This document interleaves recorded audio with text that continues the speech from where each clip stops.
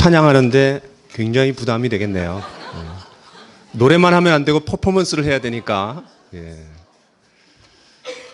너무너무 하여튼 감동적이고 감사합니다. 제가 볼 때 제일 수고한 사람은 우리 반주자인 것 같아요. 자꾸 박자를 틀리니까 탁월한 이 반주자가 있기 때문에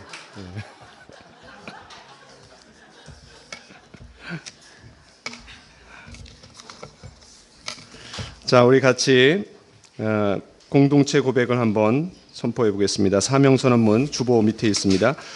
시작. 위대한 명령과 위대한 계명에 위대한 헌신을 한 우리는 위대한 교회가 된다. 표를 외쳐보겠습니다. 복음을 듣고 복음을 전하는 교회, 제자가 되고 제자를 삼는 교회. 아멘. 오늘 말씀은 사도행전 2장입니다. 사도행전 2장 23절 말씀 우리 같이 한번 읽겠습니다.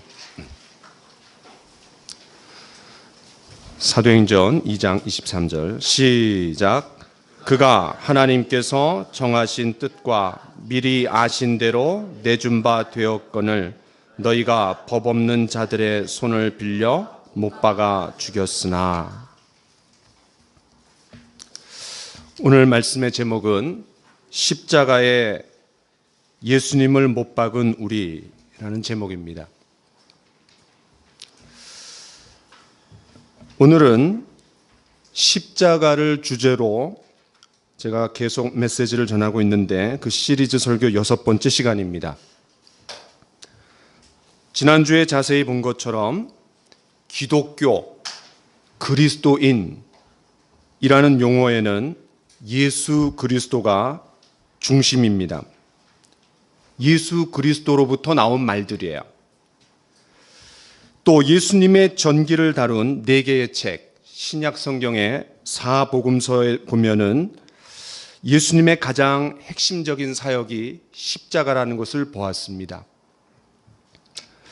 따라서 이 기독교의 상징은 당연히 십자가입니다. 우리는 이런 등식을 만들 수 있습니다. 그리스도 이퀄 십자가, Christ 이퀄 크로스. 그리스도가 곧 십자가입니다. 하나님은 예수 그리스도를 통해 말씀하셨고 예수 그리스도는 십자가를 통해 하나님을 드러내셨습니다. 예수님이 이 땅에서 하신 모든 일은 십자가로 귀결되고 그 십자가 안에 다 녹아들어 있다라고 해도 과언이 아닙니다. 십자가를 이해하기 전까지는 그리스도를 이해할 수 없습니다. 십자가가 이만큼 중요합니다. 그런 의미에서 이 교회는 반드시 십자가 위에 세워져야 됩니다. 그렇기 때문에 제가 6번에 걸쳐서 6월 첫째 주부터 함께 예배를 드리면서 줄기차게 십자가를 전하는 이유는 우리가 새로운 교회를 세워나가는데 그 토대가 십자가가 되어야 된다는 거예요. 교회는 건축자들이 버린 돌, 모퉁이 돌이신 그 예수님, 다시 말해서 십자가에 달리신 예수님을 기초로 세워져야 한다라고 말씀했습니다. 그러면 우리는 이런 등식을 다시 만들 수 있습니다. Christ, Cross, Church. 예수 그리스도, 십자가, 교회, 같이 가는 거예요. 앞에 자만 따면 CCC예요. 왜 웃으세요? 제가 만든 말이에요. CCC. Christ, Cross, Church. 예수 그리스도와 교회 그 사이에 십자가가 있습니다. 그런데 중요한 사실 한 가지를 반드시 짚고 넘어가야 됩니다. 오늘 말씀의 주제이면서 결론입니다. 우리 같이 한번 읽어볼까요? 시작. 우리는 십자가를 우리를 위하여 행해진 것으로 보기에 앞서 십자가를 우리에 의하여 행해진 것으로 볼 수 있어야 한다. 무슨 말입니까? 예수님은 저와 여러분들을 위해서 십자가를 지셨습니다. 나의 죄, 나의 심판, 나의 죽음을 위해서 예수님이 십자가를 지셨어요. 그런데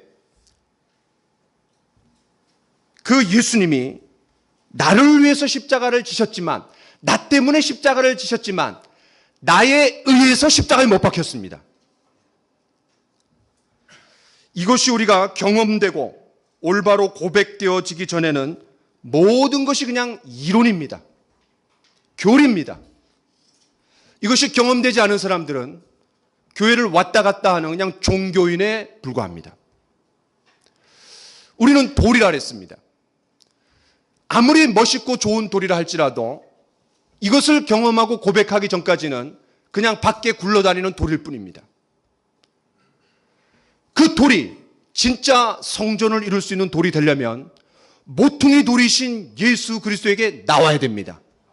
다시 말해서 십자가에 달리신 예수님께 나와야 됩니다. 그 예수님을 중심으로, 모퉁이 돌이신 예수님을 중심으로 그 돌이 하나하나 모아져서 쌓였을 때 성전을 이루는 겁니다. 우리가 잘 아는 이야기, 패션 오브 크라이스트, 예수님의 순환이라는 그 영화의 시사회가 끝나고 한 유대인 기자가 이 영화를 만든 그 멜 깁슨에게 이렇게 질문합니다. 멜 깁슨 씨, 당신은 정말 우리 유대인들이 예수를 죽인 장본인들이라고 생각합니까? 그때 멜 깁슨의 대답이 아니요, 예수님을 당신들 유대인이 죽인 게 아닙니다. 바로 내가 그를 죽였습니다. 나의 죄가 그를 죽게 했고 나의 죄 때문에 그가 그런 순환을 당해야 했습니다. 이것이 이 영화의 주제이고 핵심입니다. 이 멜 깁슨의 고백은 영화의 주제와 핵심일 뿐만 아니라 오늘 말씀의 주제이고 결론입니다.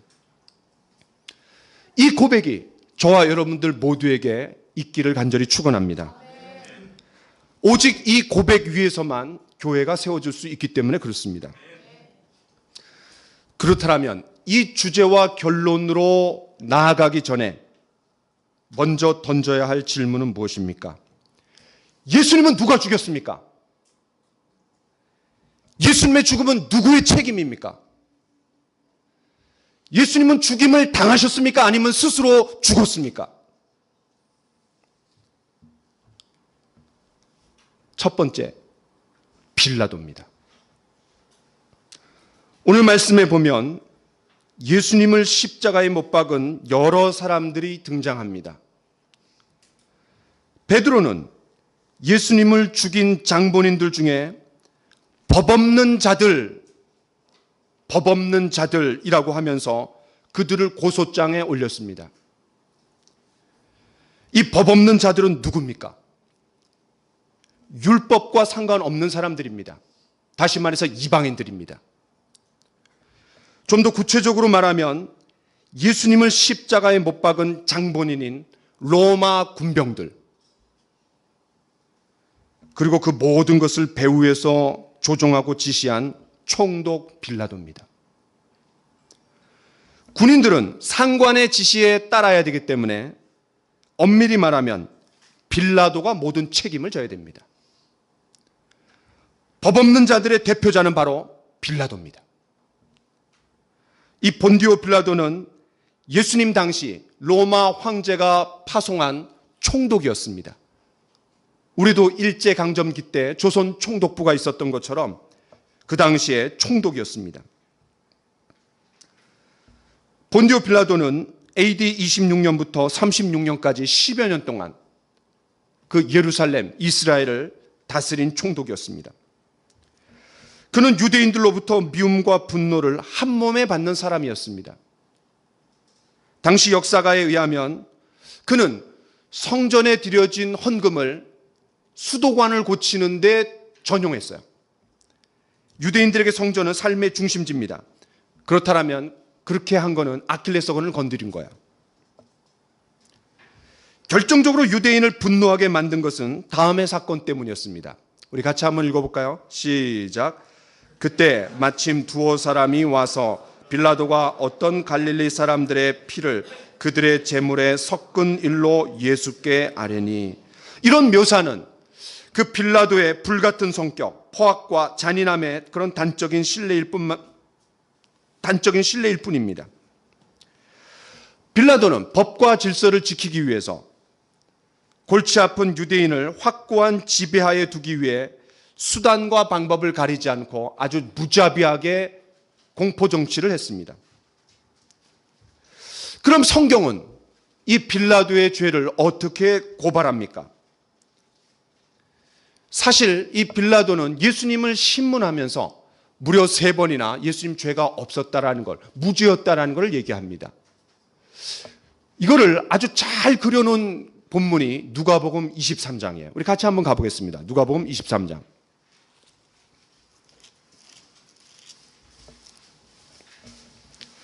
이 누가복음 23장은 의사였던 누가 특유의 관찰력과 분석력으로 이 빌라도를 아주 그냥 자세하게 요리하고 있습니다. 여러분 2절을 한번 보세요. 23장 2절을 보면 무리가 예수님을 3가지로 고소했습니다. 첫 번째는 백성들을 미혹한다라는 거예요. 두 번째는 가이사에게 세금 바치는 것을 금했다라는 거예요. 황제에게 도전했다라는 거죠. 세 번째는 그가 자칭 왕, 그리스도라고 이야기했기 때문에 이거는 국가 반역죄라는 거예요. 이렇게 빌라도는 예수님에 대해서 신문한 후에 이렇게 말합니다. 여러분 이제 펜을 가지고 한번 넘버링을 한번 해보세요. 23장 4절 같이 한번 읽겠습니다. 시작. 빌라도가 대제사장들과 무리에게 이르되 내가 보니 이 사람에게 죄가 없도다. 그렇습니다. 그들의 고소장을 받아들여서 아주 날카롭게, 여러분 법하면 로마법이에요. 아주 그냥 구체적으로 신문을 했는데 그 결론이 뭐예요? 죄가 없다라는 거예요. 거기다가 1번 이렇게 한번 해보세요. 그 이후에 빌라도는 이 유대의 종교와 연관된 골치 아픈 문제를 처리하기 싫어서 예수님이 갈릴리 출신이라는 것을 알고 그 헤롯 대제, 그 예수님을 죽이려고 했던 그 헤롯 대제가 죽은 이후에 이 유대 땅을 3등분으로 나누어서 그 자녀들이 가졌어요. 그런데 그 갈릴리를 통치했던 왕이 누구냐면 헤롯 안티파스예요. 그래서 헤롯에게 그를 그냥 떠넘겼어요. 자기가 처리하기 골치 아프니까. 그게 바로 7절입니다. 그 이후에 빌라도는 다시 이렇게 말합니다. 우리 13절 14절을 같이 읽겠습니다. 시작. 빌라도가 대제사장들과 관리들과 백성을 불러 모으고 이르되 너희가 이 사람이 백성을 미혹하는 자라 하여 내게 끌고 왔도다. 보라, 내가 너희 앞에서 신문하였으되 너희가 고발하는 일에 대하여 이 사람에게서 죄를 찾지 못하였고, 거기다가 2번 이렇게 해놓으세요. 본인이 신문했고, 그리고 헤롯 안티파스에게 보내갖고 그래도 죄가 없고, 결론이 뭡니까? 죄가 없다는 거예요. 그러자 성난 무리들이 그를 십자가에 못 박으소서, 십자가에 못 박으소서 라며 선동하자 3번째로 이렇게 말합니다. 우리가 23장 22절을 같이 한번 읽어보겠습니다. 시작. 빌라도가 3번째 말하되 이 사람이 무슨 악한 일을 행하였느냐? 나는 그에게서 죽일 죄를 찾지 못하였나니 때려서 놓으리라 하니. 거기다가 3번 이렇게 한번 해보세요.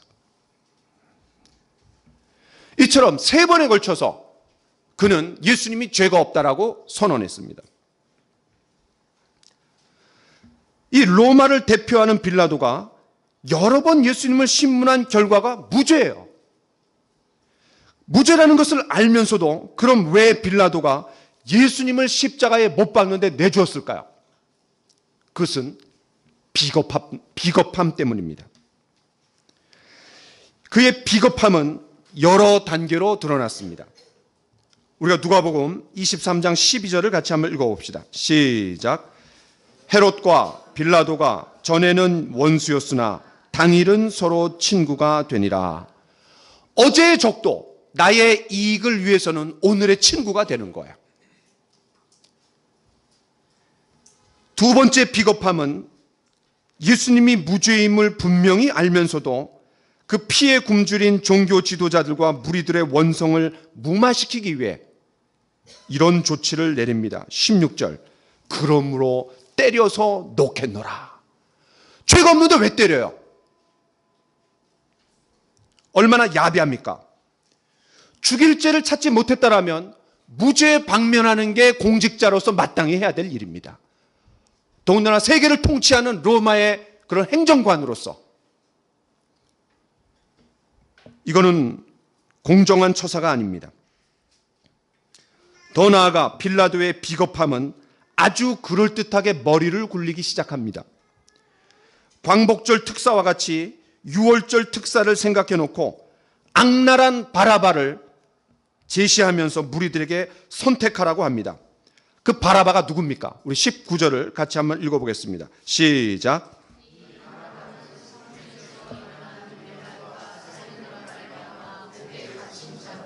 그렇습니다.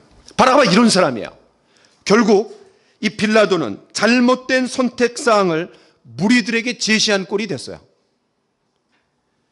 좌우 분별하지 못했던 이 무리들은 종교 지도자들에 의해서 선동돼 갖고 예수님보다 더 극악무도한 바라바를 풀어주라고 외쳤습니다. 이처럼 빌라도는 무리로 하여금 비상식적이고 비도덕적인 일을 조장시켰습니다. 결과적으로 악명 높은 바라바를 풀어주게 함으로써 사회의 악을 더 가중시킨 아주 범죄자예요.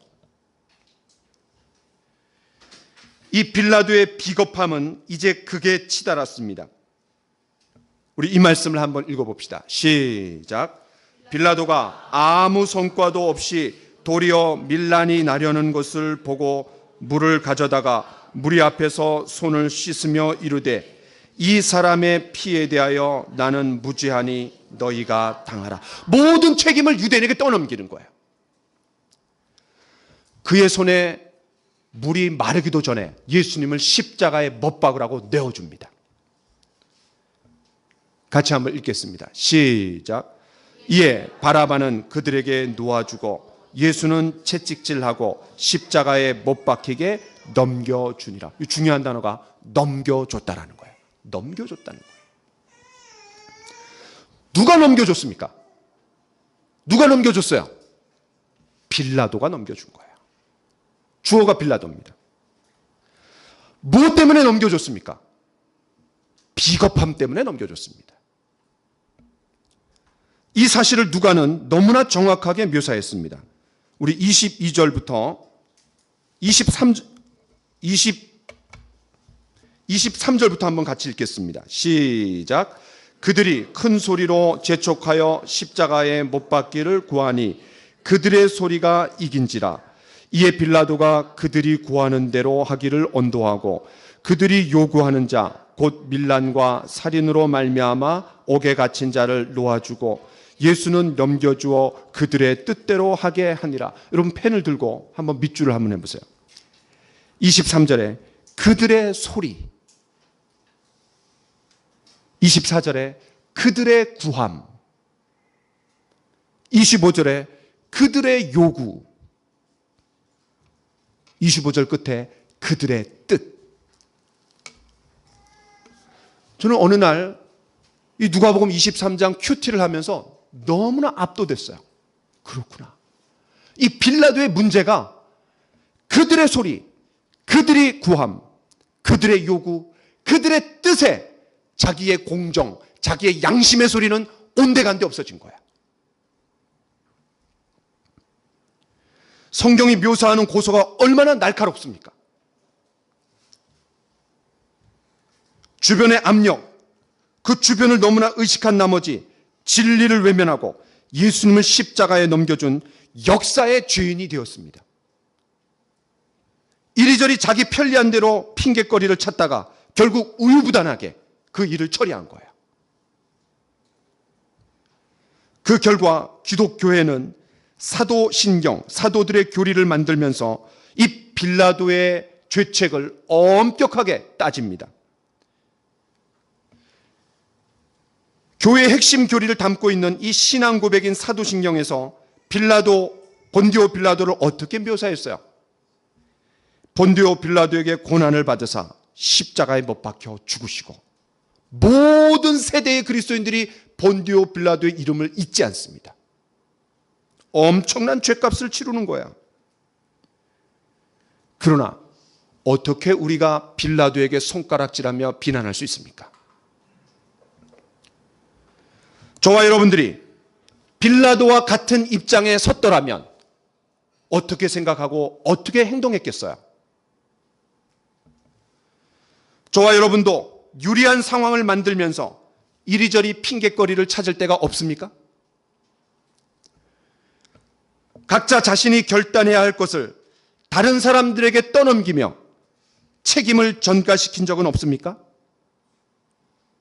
첫인간도 하나님, 당신이 나에게 주어 함께하게 한 저 여자가 이거를 줘갖고 먹었어요. 하와야, 왜 먹었느냐? 저 뱀이 나를 먹게 했어요.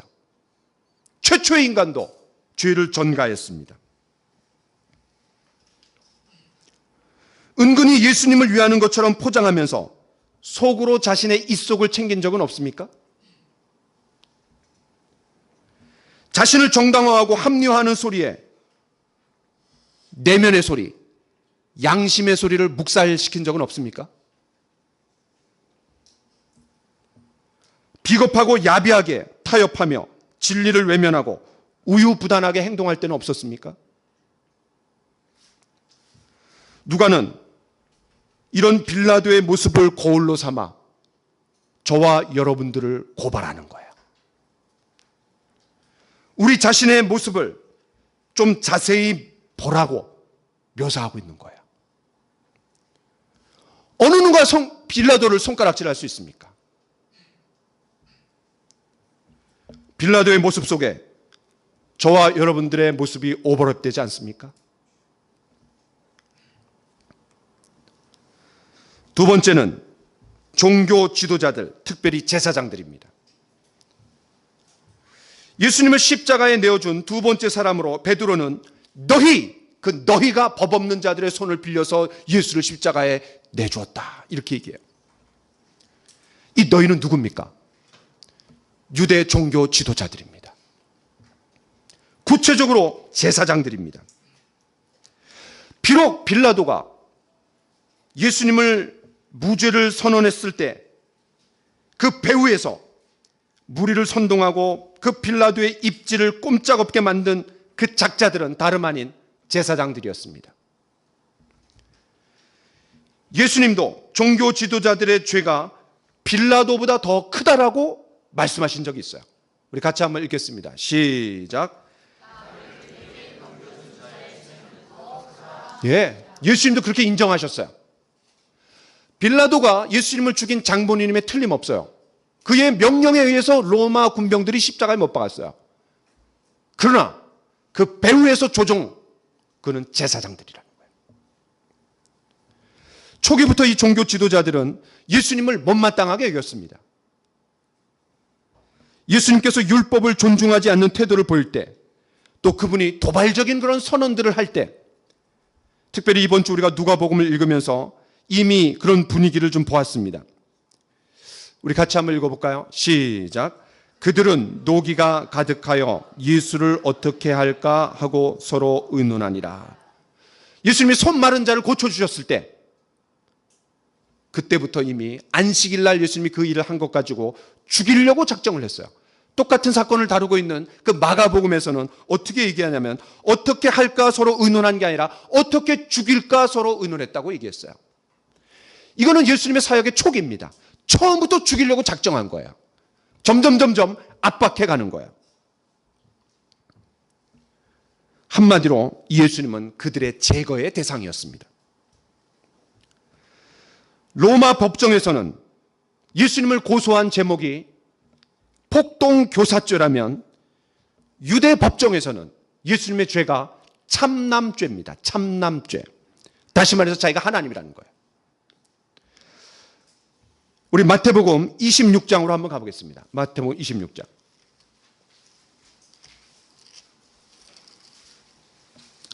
마태복음 26장 63절과 64절을 같이 읽겠습니다.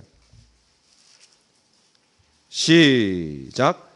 예수께서 침묵하시거늘 대제사장이 이르되 내가 너로 살아계신 하나님께 맹세하게 하노니 내가 하나님의 아들 그리스도인지 우리에게 말하라. 예수께서 이르시되 내가 말하였느니라. 그렇습니다. 예수님 자신이 하나님이라는 거예요. 아들은 아버지와 같은 겁니다. 하나님의 아들, 그러면 하나님이라는 얘기예요. 이처럼 종교 지도자들은 예수님을 참남죄로 걸어서 고소했습니다. 그러니까 빌라도는 정치적인 이유를 들어서 고소했고, 그 다음에 이 종교 지도자들은 신학적인 이유를 가지고 예수님을 고소하는 거예요. 그러나 그것은 표면적인 이유였습니다. 실제로는 다른 의도가 있었던 거예요. 우리 27장 18절을 같이 한번 읽어보겠습니다. 27장 18절 시작. 이는 그가 그들의 시기로 예수를 넘겨준 줄 알미더라. 그렇습니다. 그 시기로 거기다가 밑줄 한번 쳐보세요. 시기로. 그들이 성경을 가지고 걸었던 게 아니라 시기심 때문에 걸었던 거예요. 시기심 때문에. 이것이 바로 종교 지도자들이 예수님을 십자가에 넘겨준 결정적인 이유였습니다. 종교 지도자들이 백성들을 향해 가졌던 특권, 지배력, 그 영향력이 조금씩 허물어지자 시기심이 생겼던 거예요. 그들의 자존심과 자신감을 짓밟은 예수님을 제거하기로 작정한 거예요. 결국 종교 지도자들은 무리를 선동해서 예수님을 십자가에 못 박도록 만들었습니다. 우리 20절을 같이 한번 읽겠습니다. 시작. 대제사장들과 장로들이 무리를 권하여 바라바를 달라 하게 하고 예수를 죽이자 하게 하였더니. 그렇습니다. 그 빌라도를, 무리들을 선동해서 결국 예수님을 십자가에 못 박게 한 장본인이 누구예요? 제사장들이에요. 종교 지도자들이에요. 그렇기 때문에 예수님은 그것을 꿰뚫어 보시고 너희의 죄가 더 크다 이렇게 얘기하는 거예요. 그러나 만일 저와 여러분들이 그 당시에 뭔가를 결정할 수 있는 종교 지도자들의 위치에 있었다면 어떻게 생각하고 어떻게 행동했을까요? 우리의 사소한 프라이버시가 침해된다고 해서 기분 나빠하거나 자존심 상해한 적은 없습니까? 나의 영향력이 다른 누군가에 의해서 축소된다라고 생각할 때 경쟁심과 이기심에 사로잡혀갖고 이를 바득바득한 적은 없습니까? 나와 생각이 다른 사람들, 틀린 것이 아니라 다른 것일 뿐인데도 불구하고 틀렸다라고 하면서 주변 사람들을 선동해서 내 편으로 만들고 상대방을 제거하려고 한 적은 없습니까?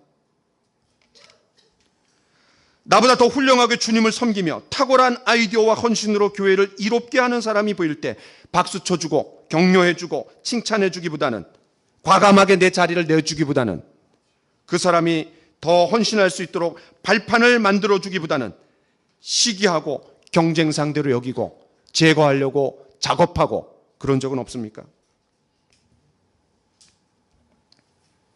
만일 저와 여러분들에게 그런 마음들이 있다면 제사장들 손가락질할 수 없습니다. 왜냐하면 예수님이 이렇게 말씀하시기 때문에 그렇습니다. 너희 중에 죄 없는 자가 돌로 치라.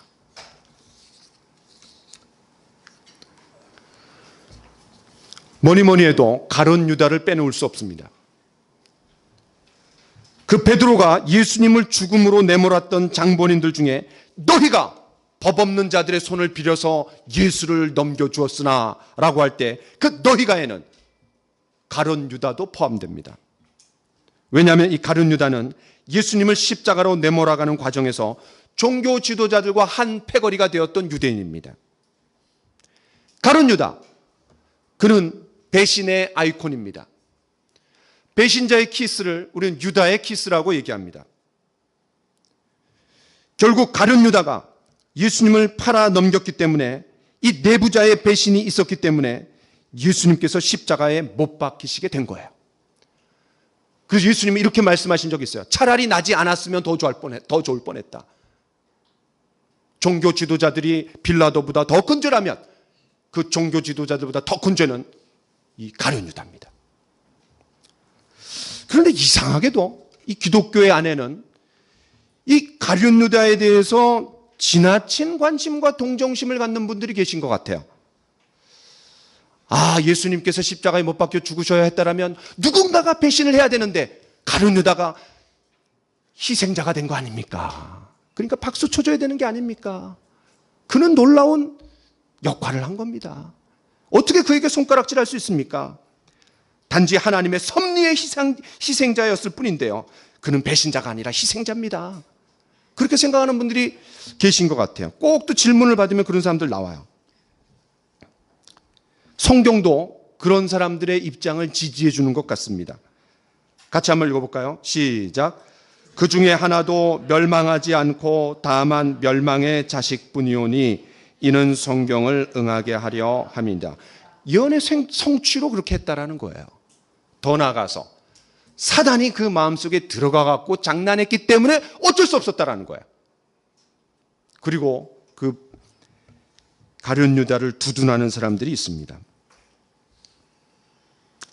만일 이 가룟 유다가 자신의 운명을 알고 성경에 이렇게 다 예언이 되어 있었구나, 누군가가 그렇게 해야 됐다라면 그럼 내가 그 일을 하자, 그리고 배신했다라면 그는 구원받았습니다.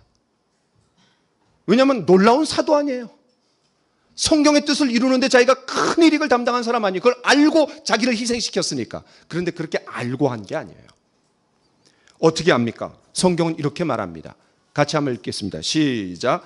이 사람이 불의의 싹스로 밭을 사고 후에 몸이 곤두박질하여 배가 터져 창자가 다 흘러나온지라. 그렇습니다. 불이라고 분명히 얘기하는 거예요. 불의. 누가는 그 가룟 유다의 행동을 불의라고 아주 분명하게 못 받고 있는 거예요. 비록 사탄의 영향력이 강했다 할지라도 그 가룟 유다가 문제가 뭐예요? 그 사탄의 영향력을 받아들인 거예요, 자기가. 그런데 유다가 그 예수님을 진짜 판 동기가 성경에 아주 적나라하게 이야기합니다. 같이 한번 읽겠습니다. 시작. 내가 예수를 너에게 넘겨주리니 얼마나 주려느냐 하니 그들이 은 30을 달아 주거늘 그가 그때부터 예수를 넘겨줄 기회를 찾더라. 그렇습니다. 탐욕입니다. 탐욕이에요. 가룟 유다의 문제는 바로 그 마음속에 있었던 탐욕입니다. 그 탐욕이 자신의 스승을 결국 십자가에 내주는 배신의 결정적인 원인이 되었던 거예요. 그는 평소에도 회계를 맡은 자로서 돈을 훔쳐간 적이 있습니다. 마리아가 300데나리온이나 되는 비싼 향유를 예수님의 발에 부었을 때 그는 뭐라고 얘기합니까? 이걸 팔아서 가난한 자들에게 줘야지 왜 발바닥에 부어갖고 허비하냐, 이렇게 그냥 핀잔을 줬어요. 자기가 의로운 척 한 거야. 그러나 성경은 그의 내면을 꿰뚫고 이렇게 묘사합니다. 같이 읽겠습니다. 시작. 이렇게 말함은 가난한 자들을 생각함이 아니요 그는 도둑이라 돈꾀를 맞고 거기 넣는 것을 훔쳐감이라. 왜 붓냐 이거예요. 그걸 예수님한테 드렸으면 그거 자기가 삥땅 치는 건데 너무나 아까운 거야. 자기 주머니로 가야 될 게 그냥 허비됐으니까. 자, 그러면 이제 가룟 유다에 대해서도 우리가 적나라하게 해부를 좀 해보았습니다. 저와 여러분들이 예수님의 최측근으로서 제자들과 함께 했었다라면 그 가룟 유다의 입장으로 한번 돌아가 봅시다. 저와 여러분들이 어떻게 가룟 유다를 배신자로 몰아세우며 함부로 비난하고 손가락질할 수 있습니까? 성경은 탐심은 우상 숭배라고 했습니다. 돈을 사랑함이 일만하게 뿌리라고 했습니다. 저와 여러분들에게 탐심이 없습니까? 물질적 이익을 추구하다가 부패 속에 빠져 들어가 본 적이 없습니까? 종교를 돈벌이로 생각하는, 자신의 권력을 뇌물을 받아들이기 위한 수단으로 여기는, 고급 정보를 원수들에게, 적들에게 팔아넘기는 자들, 암거래를 통해 더 유리한 계약을 이끌어 다른 사람들의 재산에 피해를 주는, 그런 적은 없습니까? 그런 모습들이 우리 안에 없습니까?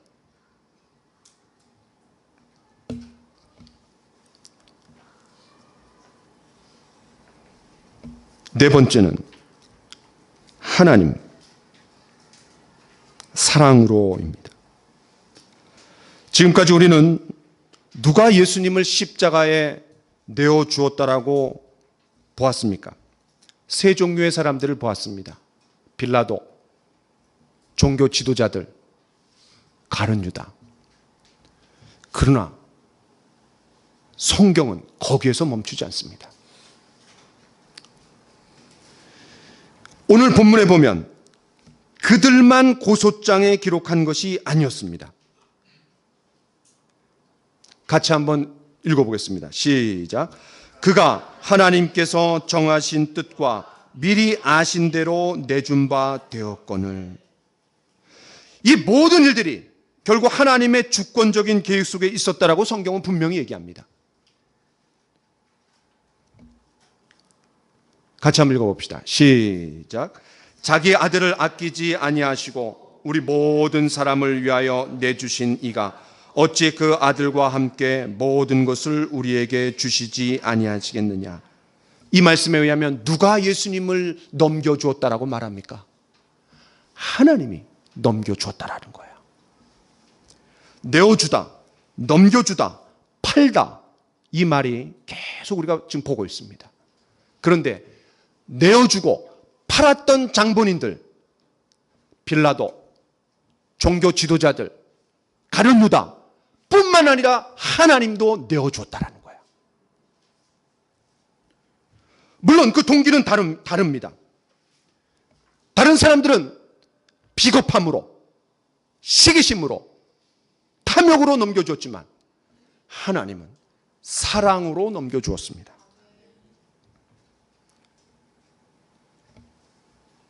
인간 차원에서 보면 빌라도가, 종교 지도자들이, 가룟 유다가 예수님을 넘겨주었지만 하나님 차원에서 보면 성부 하나님이 내어주신 거예요.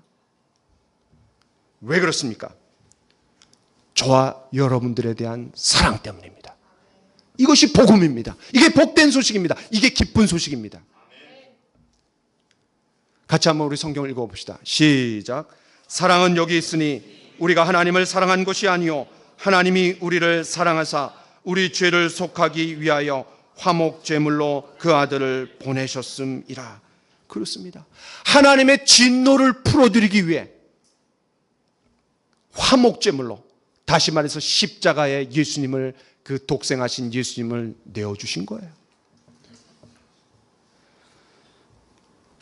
이 고백은 놀라운 고백이 됩니다. 같이 읽겠습니다. 시작. 내가 확신하노니 사망이나 생명이나 천사들이나 권세자들이나 현재일이나 장래일이나 능력이나 높음이나 깊음이나 다른 어떤 피조물이라도 우리를 우리 주 그리스도 예수 안에 있는 하나님의 사랑에서 끊을 수 없느니라. 그렇습니다. 하나님의 사랑 때문에, 그분의 사랑 때문에 예수님이 십자가에 죽으셨던 거예요. 그것을 바울 사도는 내가 확신하노니라고 얘기합니다. 자신의 경험이고 자신의 고백이고 자신의 감동이고 자신의 감사고 자신의 신앙 고백이에요. 그런데 내가 확신하노니라고만 얘기하지 않고 다른 어떤 피조물이라도 우리를 우리 주 그리스도 예수 안에 있는 하나님의 사랑에서 끊을 수 없느니라.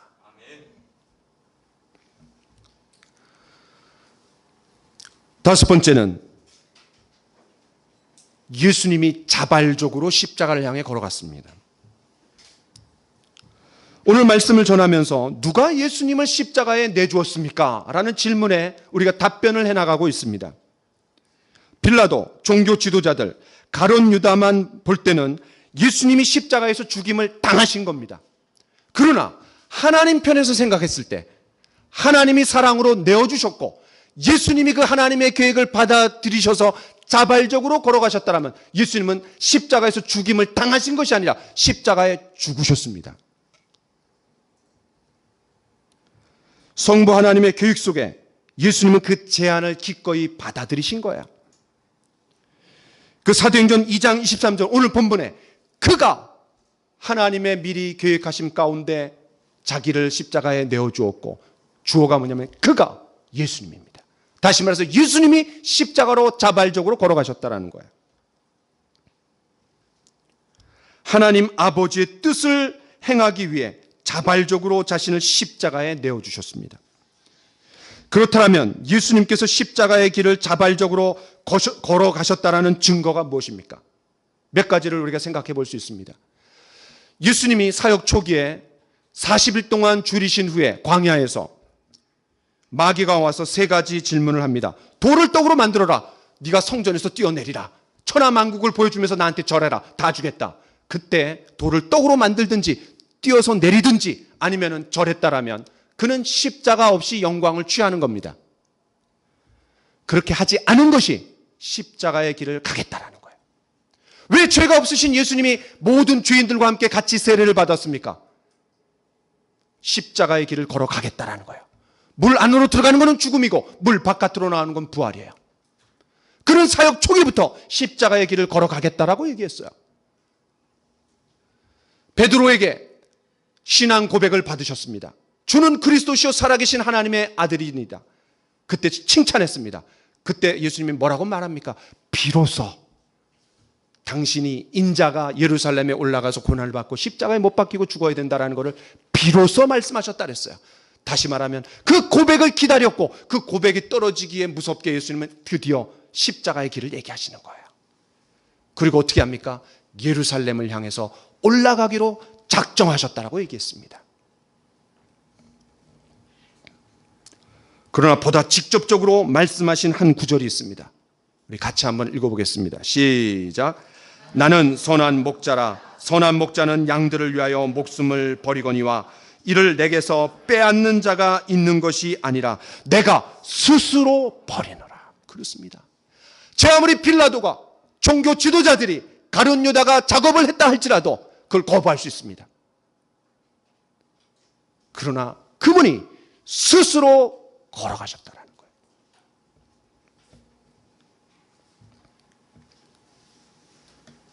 마지막 6번째입니다. 인간 편에서 빌라도, 종교 지도자들, 가룟 유다가 예수님을 십자가에 내어 주었습니다.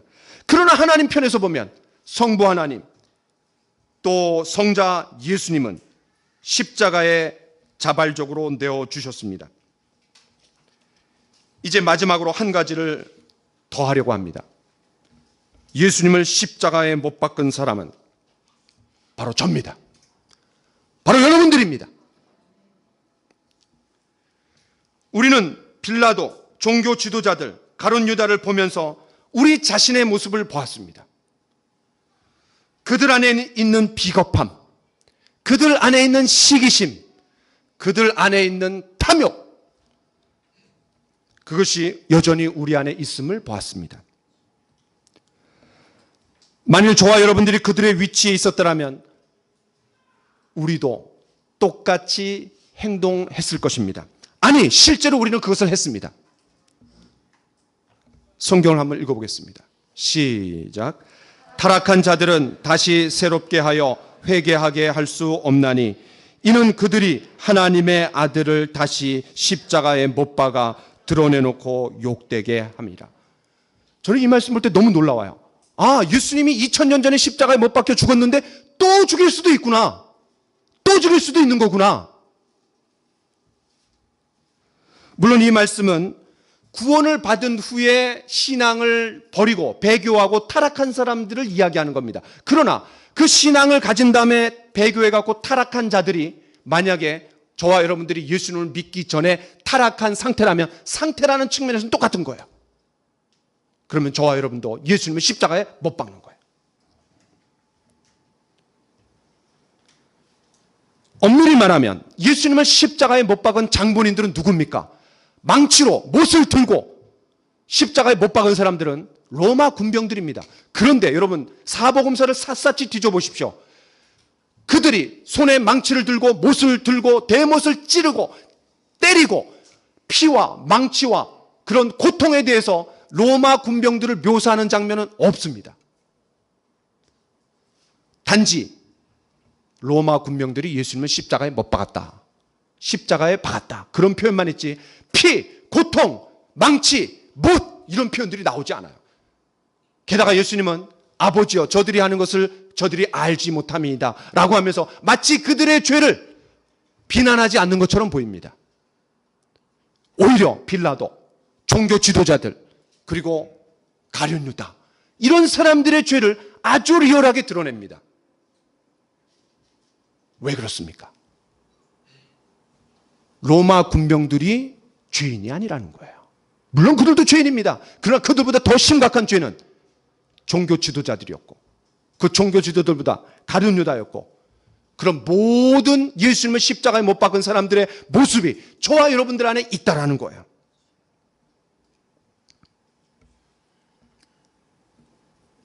이것은 저와 여러분 역시 유다처럼 탐욕으로 인해서, 종교 지도자들처럼 시기심으로 인해서, 빌라도처럼 자신의 야망을 위해 비겁함으로 예수님을 십자가에 못 박았다라는 것을 성경은 고소하고 있는 거예요. 저와 여러분들은 예수님을 십자가에 못 박은 공범입니다.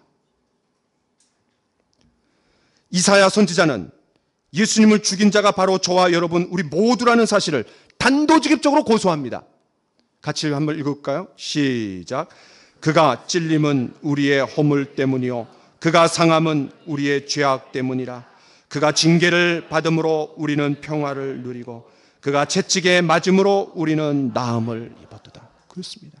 그 우리 안에 여러분 자신의 이름을 넣어서 한번 읽어보세요.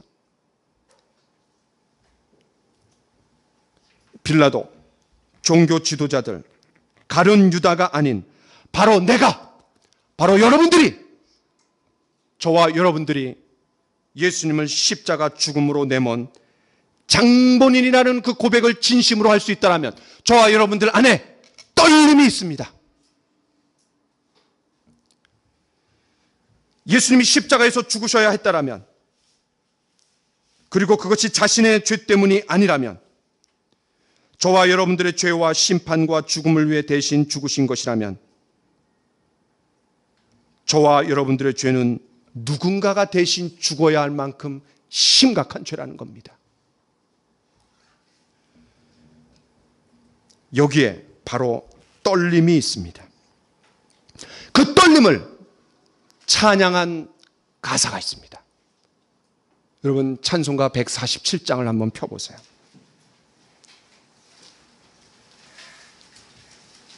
찬송가 147장.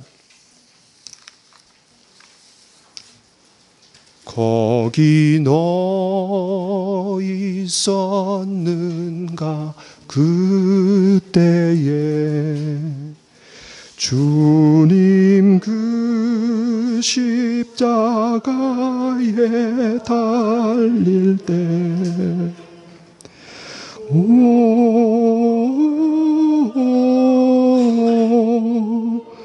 때론 그 일로 나는 떨려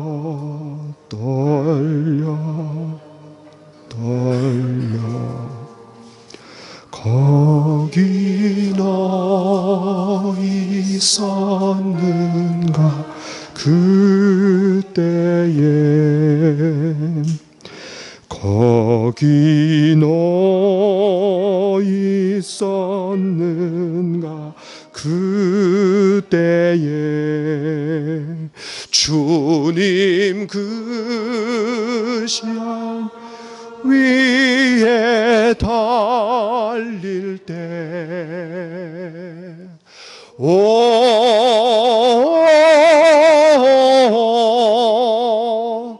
때론 그 일로 나는 떨려 떨려. 거기 너 있었는가 그때에.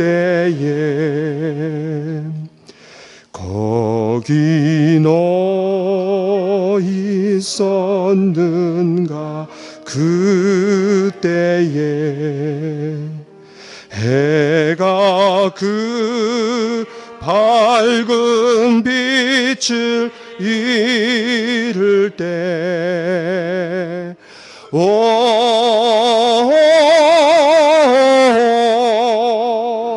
때론 그 일로 나는 떨려.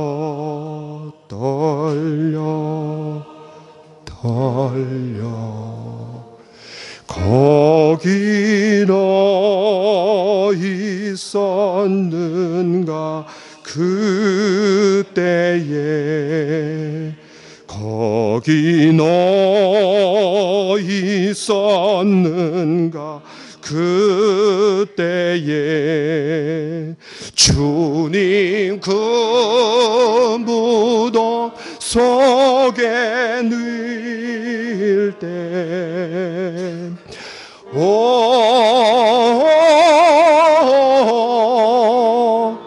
때론 그 일로 나는 떨려.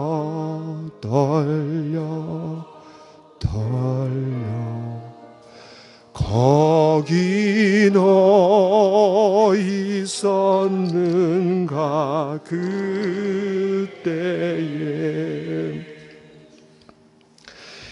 저와 여러분들 안에 그 떨림의 감격이 있습니까? 거기 너 있었는가 그때에. 주님 그 십자가에 달릴 때 이 질문에 우리 모두가 그렇습니다, 우리는 거기에 있었습니다 라고 답변할 수 있습니까? 아니, 답변해야 됩니다. 단순한 구경꾼이 아니라 음모를 품고 계획을 세우고 배반하고 흥정하고 넘겨주어서 예수님을 십자가에 못 박히게 한 그 모든 일에 가담한 참여자로서, 유죄의 가담자로 저와 여러분들은 거기에 있었습니다. 저와 여러분, 우리 모두 안에 그런 구원의 감격, 마르지 않는 샘인 구원의 은혜, 십자가의 은혜, 그 첫사랑의 감격, 그 감격 속에 떨림이 있습니까? 그 떨림을 잃어버리는 순간 우리는 신앙이 자라지가 않습니다. 다시 한번 이것을 같이 읽읍시다. 시작. 우리는 십자가를 우리를 위하여 행해진 것으로 보기에 앞서서 십자가를 우리에 의하여 행해진 것으로 볼 수 있어야 합니다. 그렇습니다. 그러나 우리는 떨림 속에만 있을 수 없습니다. 왜냐하면 그분은 저와 여러분들의 죄, 저와 여러분들의 심판, 저와 여러분들의 죽음을 대신해서 죽으셨을 뿐만 아니라 3일 만에 그 모든 것이 해결되었다는 것을 증명하시기 위해 부활하셨습니다. 때문에 우리는 이렇게 찬양할 수 있습니다. 거기 너 있었는가 그때에. 주님 그 무덤에서 나올 때,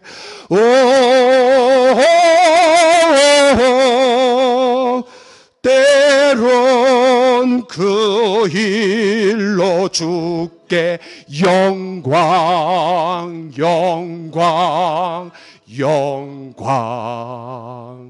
거기 너 있었는가 그때에. 그렇습니다. 떨림 가운데 있는 것이 아니라 영광 가운데 떠는 겁니다.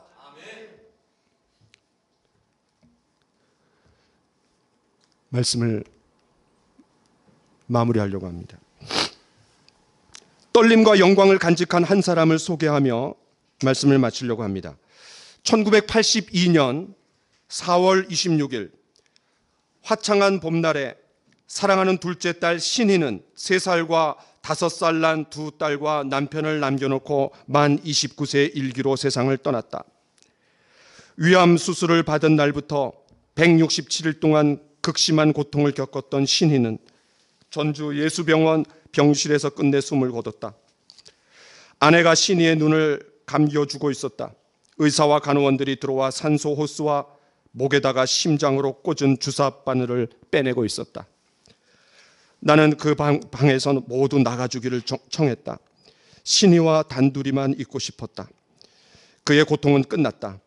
우선 그것만으로도 내게 터질 것만 같은 고통의 태엽이 한 가닥 축 풀리는 것 같았다.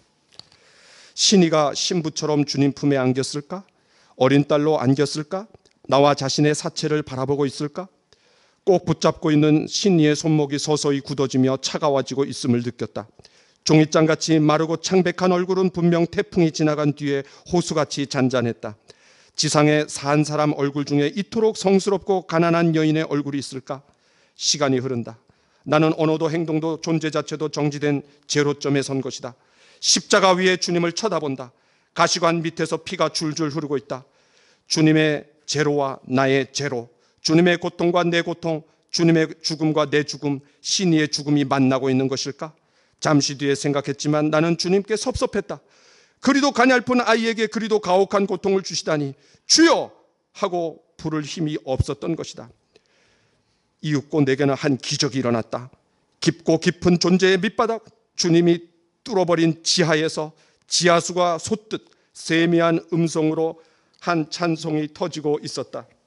찬송의 영이 주어진 것이다. 거기 너 있었는가 그때에 주님 그 십자가에 달릴 때 때로 그 일로 나는 떨려 거기 너 있었는가 그때에. 그것은 분명 내 찬송이 아니었다. 내 속에 성령께서 내 대신 부른 찬송이었다. 부활하신 주님은 살아계셨다. 그때 그곳에도 나와 함께 내 안에 계셨다. 아니 내 위에 계셨다. 지금 죽을 만큼 극심한 고통의 밑바닥을 헤매고 있습니까? 십자가 위에서 피 흘리는 주님의 모습을 묵상하십시오. 주님과 처음 사랑을 상실했습니까? 당신을 사랑하다가 심장이 터져버린 예수님을 묵상하십시오. 일어설 수 없는 그런 절망 가운데 있습니까? 죽음을 이기시고 부활하신 예수님을 바라보십시오. 예수님은 언제나 오늘이나 영원토록 변함이 없으십니다. 이것은 바로 한국 대학생 선교회를 일으키신 김중곤 목사님의 자기 딸을 잃었을 때 그 병상에서 고백한 거야.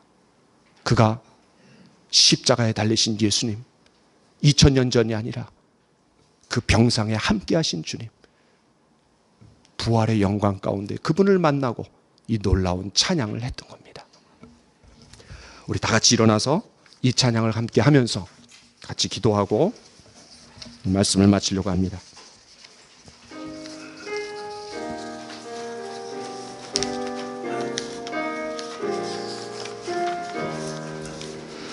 거기 너 있었는가 그때에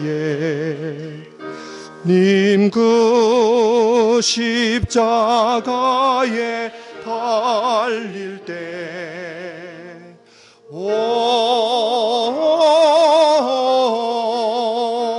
때론 그 일로 나는 떨려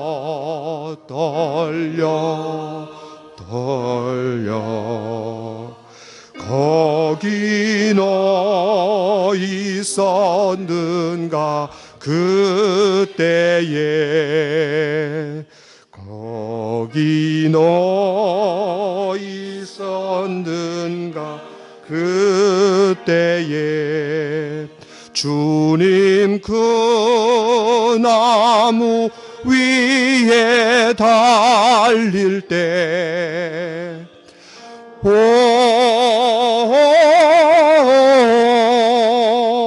때론 그 일로 나는 떨려 떨려 거기 너 있었는가 그때 5절 하겠습니다. 거기 너 있었는가 그때에 주님 그 무덤에서 나올 때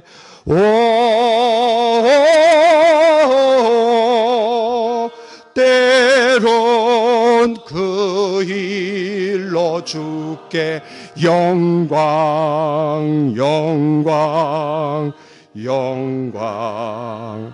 거기 너 있었는가 그때에 우리 시간 한 30초만 같이 묵상합시다. 거기 너 있었는가 그때에 주님 십자가에 달릴 때 거기 너 있었는가 그때에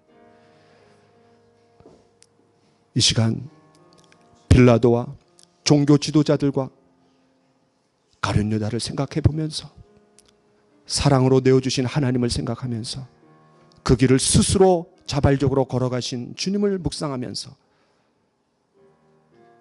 다른 무엇보다도 나 때문에 주님께서 십자가에 못 박혀 죽으셨다는 걸 묵상하면서 우리의 첫사랑을, 우리의 처음 시작을 다시 한번 회복합시다. 묵상으로 기도합시다. 주님